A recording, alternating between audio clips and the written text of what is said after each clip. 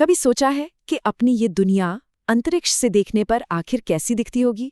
चलिए, आज महासागरों और महाद्वीपों की इसी कमाल की दुनिया की एक शानदार यात्रा पर निकलते हैं। तो तैयार हो जाइए, हम एक गहरी डुबकी लगाने जा रहे हैं। महान लेखक जूल्स वर्न ने एक बार लिखा था, महासागर ही सब कुछ है। सोचिए जरा, इन शब्दों में कितनी सच्चाई है। हमारे ग्रह को ढकने वाले पानी का वो विशाल, रहस्यमयी और जिंदा फैलाव, ये शब्द उसकी पूरी कहानी बयां करते हैं। चलिए समझते हैं कि उनका असल में मतलब क्या था।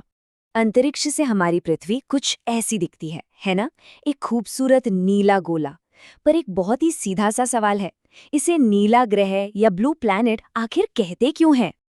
और इसका जवाब इस एक संख्या में छिपा है, 7/10। जी हाँ, पृथ्वी का 7/10 हिस्सा, मतलब कि लगभग 3/4 पानी ही पानी है।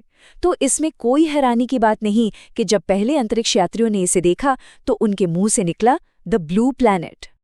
तो चलिए अब इस हैरान कर देने वाले नीले ग्रह पर थोड़ा और करीब से नजर डालते हैं और देखते हैं कि इसकी सतह पर आखिर है क्या। देखिए, हमारी पृथ्वी की सतह पर मोटे तौर पर दो ही चीजें हैं। एक तरफ है महासागर, मतलब पानी के वो बहुत बड़े बड़े हिस्से जो नीले दिखाई देते हैं, और दूसरी तरफ है महाद्वीप, यानी जमीन के वो बड़े बड़े टुकड़े जहां हम सब रहते हैं। अच्छा, अब यहाँ से बात और भी दिलचस्प हो जाती है। ऐसा नहीं है कि ये जमीन और पानी पूरी धरती पर बराबर बराबर बंटे हुए हैं, बिल्कुल नहीं। जरा यहाँ देखिए, बाईं तरफ है उत्तरी गोलार्ध जहां जमीन का हिस्सा ज्यादा है, और दाईं तरफ है दक्षिणी गोलार्ध जहां पानी ही पानी है।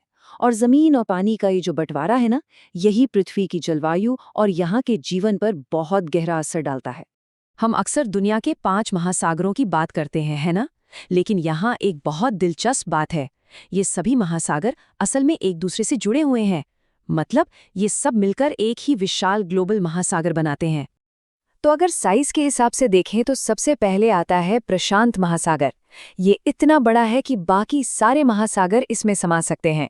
इसके बाद आता है अटलांटिक, फिर हिंद, फिर दक्षिणी और आखिर में सबसे छोटा आर्कटिक महासागर। लेकिन इन विशाल महासागरों में सिर्फ पानी ही नहीं है, लहरों के नीचे तो एक पूरी की पूरी दुनिया बसती है। चलिए इस अद्भुत दुनिया की एक छोटी सी झलक देखते हैं। ये देखिए, ये है रंग बिरंगी प्रवाल भित्तियां, जिन्हें कोरल रीफ्स भी कहते हैं।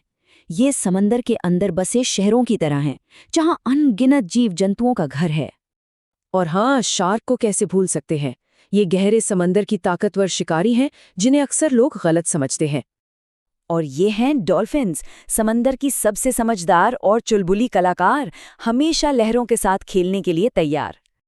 जरा इस शानदार समुद्री कछुए को देखिए, कितने आराम और शांति से अपने पानी के नीचे की दुनिया में तैर रहा है।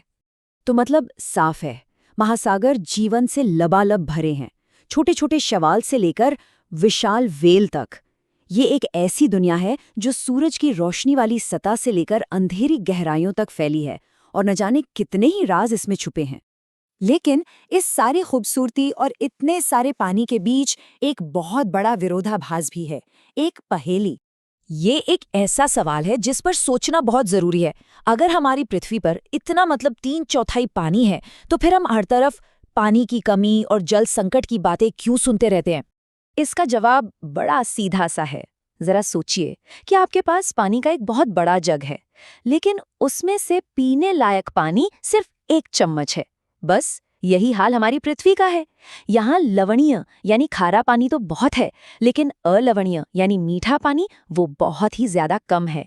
और यही विरोधाभास हमें याद दिलाता है कि हम इंसानों और महासागरों का रिश्ता कितना गहरा और कितना जरूरी है, क्योंकि हमारा भविष्य एक ही है। महासागरों का महत्व सिर्फ वैज्ञानिक ही नहीं बल्कि सांस्कृतिक भी है। जैसे कि भारतीय नौसेना का आदर्श वाक्य है, शं नो वरुणः। ये असल में समुद्र के वैदिक देवता वरुण से एक प्रार्थना है कि वो हम पर अपनी कृपा बनाए रखें। और इसी के साथ हम अपनी यात्रा के आखिर में वहीं लौट आए हैं जहां से हमने इसे शुरू किया था, हमारे एकमात्र अनोखे नीले ग्रह को देखते हुए। ये नज़ारा जितना खूबसूरत है, उतनी ही बड़ी जिम्मेदारी भी है। ये हम सब का साझा घर है, और इसके कीमती महासागरों की रक्षा करना हमारी ही जिम्मेदारी है, ताकि आने वाला कल भी उतना ही जीवंत और जिंदा दिल हो जितने कि ये महासागर खुद हैं।